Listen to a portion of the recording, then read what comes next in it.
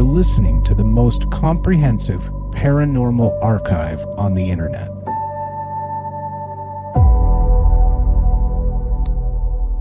Welcome to Salsido Paranormal. I'm your host, James Salsido, and tonight I'm sharing experiences, true paranormal stories from the web. As always, you can find all episodes of the show, including links to social media, ways to listen, and ways to support the show at the website, and that is salsidoparanormal.com. That's SALSIDO paranormal.com. And there are many ways to support the show. Support is never expected, but always appreciated, as there are expenses in making these shows. You can share the show with others and rate and review it on your favorite podcast platforms. You can sign up for the Patreon feed and get all the extra content there. And you can check out the merchandise store and get all kinds of shirts and some other items there as well with designs made by friends of the show. Please follow friends of the show, including Jen, the Arcane Observer, who has her own channel and is the co-host of this show on Saturdays, whenever she's able to join me. And Ricky of the Anything Is Possible podcast, who does a paranormal-themed show on Sundays that I'm usually there to co-host. And also Michael Strange, host of Troubled Minds Radio, which I call into frequently, and the Troubled Minds Radio Network, KUAP, digital broadcasting, where you can hear all kinds of amazing shows, as well as my own online 24/7 for free. So, getting back to these true stories here, let me get back to the file and we'll get started. Let's see. And thank you all for listening, however you do listen. This will be coming out, I believe this might be episode 1001, or no, 2, actually. Yeah, episode 1002 by the time it comes out. But either way, getting to that point here now as I'm recording this, so really amazed to be there and glad to be there as well. This one says, I was having a rough night last week, dealing with some grief about moving to a new city. I felt the sudden weight on the foot of my bed, and I looked down to see my childhood dog, who passed away 5 years ago, curled up in her usual spot, tail thumping against the mattress. She looked up at me with those same golden brown eyes, and I felt this overwhelming sense of peace and it's going to be okay. I reached out to pet her, and she dissolved into golden particles that floated up toward the ceiling. I wasn't scared at all. It felt like she was just checking in on me. I slept better that night than I had in months, and I woke up smelling her old vanilla shampoo scent on my pillowcase. And that's where that one ends. It sounds like something from a movie or a TV show filled with sort of heartwarming stories of experiences. The thing is, a lot of these cases, they do happen to people. Whether it's with dogs or cats. There are reports, many reports over the years, of people being visited by their pets. They don't always appear as clearly as this one did to this person, but sometimes they do, and even when they don't, that sense of everything's going to be okay or everything's fine is really common in these cases. So, again, as always, I can't just write that one off as made up intentionally because there's too many accounts of similar things. It could be. All these experiences, the thing is, I don't think it can be with all of them. Some here, some there, yes, but there's just too many for me to believe that it's all made up. With all the posts I've gone through over the years here, I have a hard time believing that. So, moving on to the next one here. Let's see here. This one says, driving through Nevada at 2 a.m., I saw a silver orb hovering about 50 feet above the highway. I pulled over, expecting to be terrified, but instead felt this intense euphoria and sense of welcome. The orb pulsed with a rhythm that matched my heartbeat exactly. When I thought, I wish I knew if I could talk. I wish I could talk. No, it's not what it says. I wish I knew if we were alone in the universe. I received this sudden download of emotion, not words, but a profound understanding that consciousness is scattered everywhere, and we're all connected by threads of light. The craft shot straight up, without a sound, leaving a faint shimmer in the air, like heat waves. I sat there crying tears of joy for 20 minutes, feeling like I'd been acknowledged by something vast and benevolent. And that's where that one ends. That is fascinating because I've heard of that kind of experience before as well. It's always amazing too when these things, whenever anyone sees, they don't go in any direction that would make sense for a traditional aircraft. It's amazing when they just go up, and people say they just went up into space to where they couldn't see them anymore. So that's fascinating because to me that makes me wonder, doesn't that indicate that it's something from elsewhere? Not to say that it kept going up in the same direction forever, but far enough to where the person couldn't see whatever it was anymore, like in this case, and then maybe went in a direction. I have no idea. But it just makes me wonder and consider that there could be things out there that really are not just generated by people with electronics or devices or whatever. So I love finding these kinds of accounts because of that. Just that example there of people seeing something that just goes up, not out in any direction. That makes sense for a sort of a terrestrial object. Moving on to the next one here. This one says, during my appendectomy last year, I had a classic out-of-body experience where I floated above the operating table. Instead of just watching the surgery, I drifted down to look under the operating table, where I saw a small photograph tucked into the metal frame. A picture of the surgeon's daughter holding a soccer ball with Dad's Lucky Charm 2015 written on it. When I woke up in recovery, I asked the surgeon if he had a daughter who played soccer in 2015. His face went pale. He showed me the photo he'd been keeping under the table for years, asking how I knew. Neither of us could explain it, but he kept the photo there for good luck during every surgery. We both sat there amazed at the verification that something had actually left my body and observed details I couldn't possibly have known. And that's where that one ends. That's amazing. I've heard of studies where people have, medical professionals have left things on top of shelves and things like that, and then the person saw them. But I always wonder too, is there some kind of a telepathic nature in all this?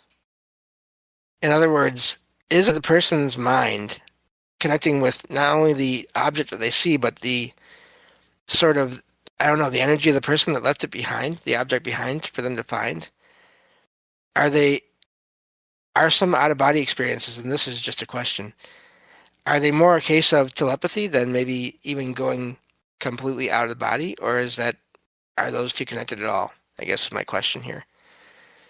And because I don't know, but I just wonder about that because there are so many accounts of people trying to communicate with ghosts or spirits and asking questions of them via devices, Ouija boards, pendulums, whatever, and asking questions that they know that no one else in the room will know the answer.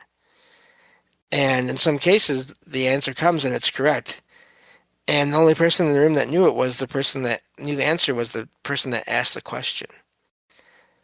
So then, again, how much of this has to do with telepathy of some kind, mind-to-mind communication um, between someone in the physical realm and someone that is not in the physical realm, that is made of just energy and consciousness, sort of being able to look into the mind of the person.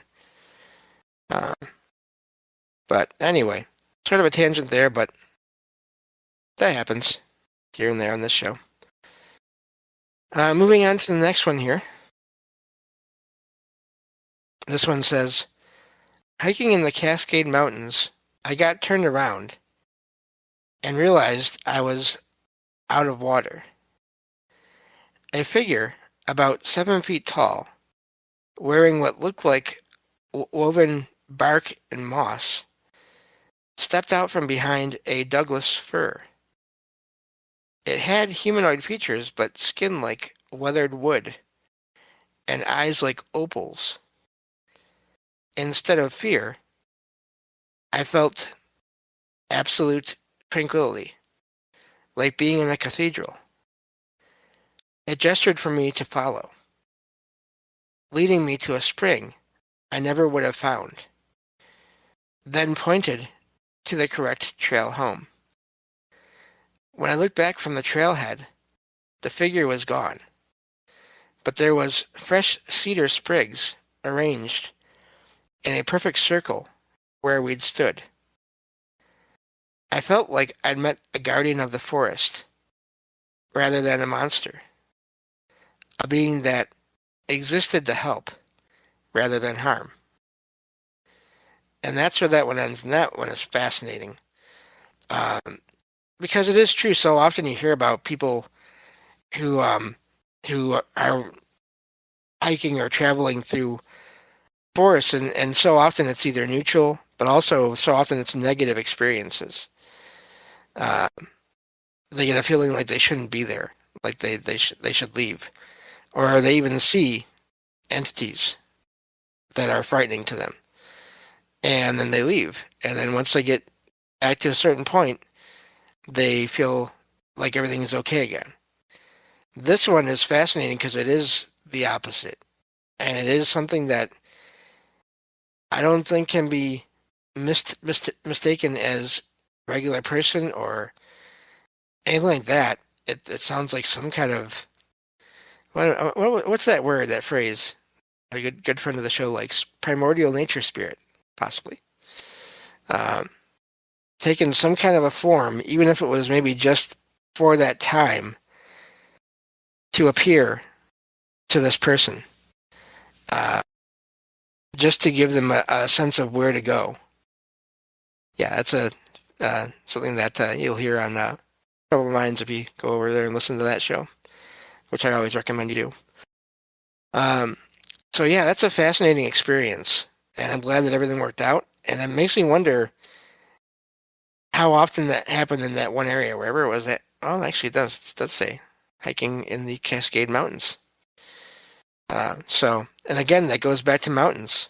We did a whole series of shows on that a few years ago now, and the weirdness that surrounds mountains. And haven't done one on forests yet. Probably should at some point. But yeah, fascinating experience there. And like I said, I'm glad that everything worked out. It makes me wonder how many similar experiences people had there, because that is an amazing one. Moving on to the next one here. This says, so I live in this tiny country village. It's a super quiet place where literally nothing ever happens. We're only 5 minutes from the city, and Everyone knows everyone else. You'd think it's the safest spot on Earth, but there's this park near my house that gets seriously creepy at night. To get to the park, you have to walk down this narrow little path, hemmed in by thick, tall hedges. A few years ago, I was biking through there, and I heard a clear, sharp whistle coming from right behind the leaves. It startled me so much, I almost wiped out on my bike. I tried asking my friends if they'd ever experienced anything similar, but they just looked at me like I was crazy. None of them have ever heard a thing.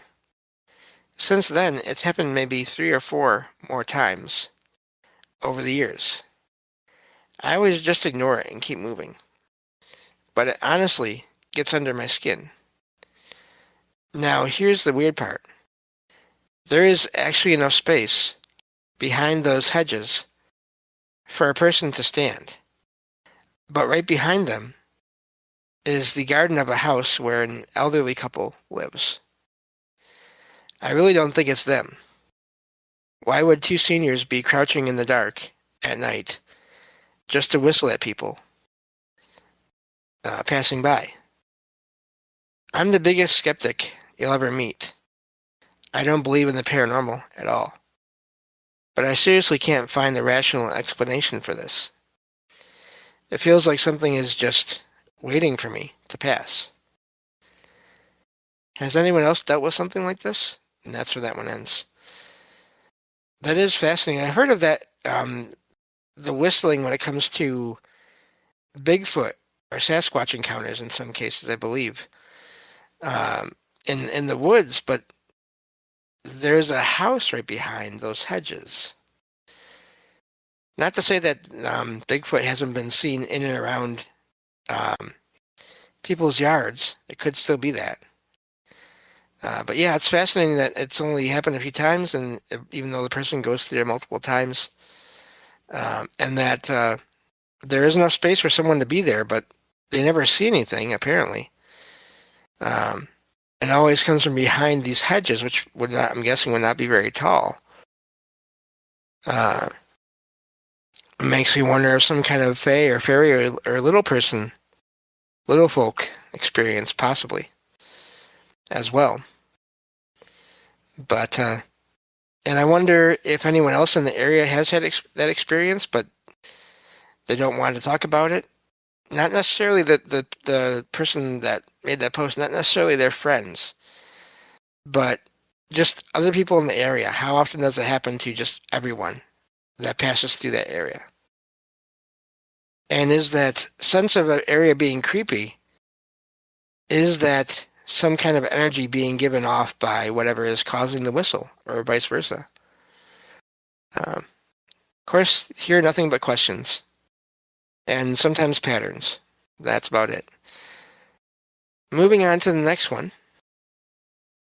This one says, last week I set up a voice recorder in an abandoned part of an old hospital I like to explore.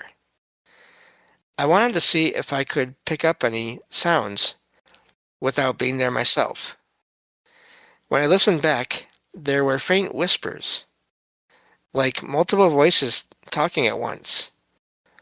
But the building was completely empty, and nothing else could explain the sounds. I've played it back dozens of times, and it's always the same. No footsteps, no doors opening. Just these soft, almost urgent whispers. I don't know if it's leftover audio from the building settling, some kind of interference, or something else. Has anyone else ever captured unexplained voices when no one was around? And that's where that one ends. That is a common thing for paranormal investigators to do, is set up audio recorders in places, have the whole property or the whole space that they're investigating secure, locked down, so no one can go in there and mess with the recorder or say anything without being caught. and then see what they pick up on the recorder. That's sort of the whole, one of the I guess you could say maybe the best methods possibly of capturing uh, electronic voice phenomenon. And that's not to say that when they're not there, there couldn't be voices that could have been heard by someone that had been there, if someone had been there. But yeah, so I don't know. It's really the whole phenomenon of voices caught on recorders where there should be none is fascinating to me. And I don't know. Same with as with apparitions and all these other things. I think there can be multiple things that can lead to the same results. In other words, it could be residual energy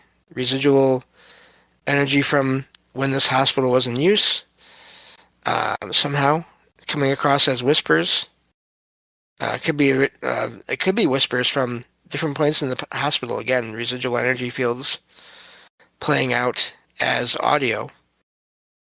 It could also be just sounds from another time, literally time anomalies being caught on recorder. It could be souls or spirits, consciousness, making those sounds come through on the audio. There's all kinds of possibilities. It could be interference. I've heard that interference can sound like voices at times. So it's really hard to know what's going on there. I'm going to get to this next one here so that we can get one more in before we end the show. This one says, a few nights ago, I woke up randomly and checked my phone. It was exactly 3:17 a.m. Right after I put my phone down, I heard 3 slow knocks on my bedroom door. At first I thought it was someone in my house, but everyone else was asleep.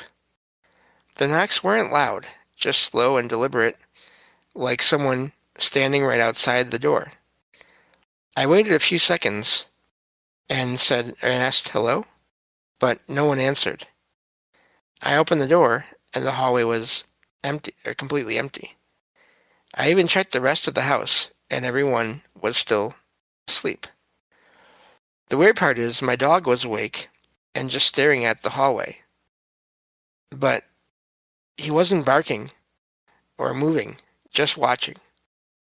I tried to convince myself it was the house settling, or maybe I imagined it because I was half asleep. But it felt very real. I'm still not sure what actually caused it, but it definitely creeped me out. Has anyone else experienced something like this? And that's when that one ends. Knocks are really common. I find so many accounts of that, just random knocks. And I don't know, it seems like the fact that the dog was aware and looking at the hallway where the knocks came from originally, to me makes me wonder if there was someone or some energy there, something there, that made those knocks and was still possibly there. And the dog was picking up on it and watching it. Not necessarily barking, so hopefully that means it wasn't anything negative, but just watching. So it is fascinating. And again, knocks are so common. It's really fascinating too, not in this case because it didn't happen here, but when people hear knocks either on their window or the window frame, the building that they're in, a lot of times their home or wherever they're staying, and the knocks will come at the point on the wall or the window frame when it's like a second story or third story window. That's always fascinating to me because how is that happening? But anyway, that is all the time we have for this episode. Thank you all for listening, and I will talk to you all next time on Salsido Paranormal. Take care.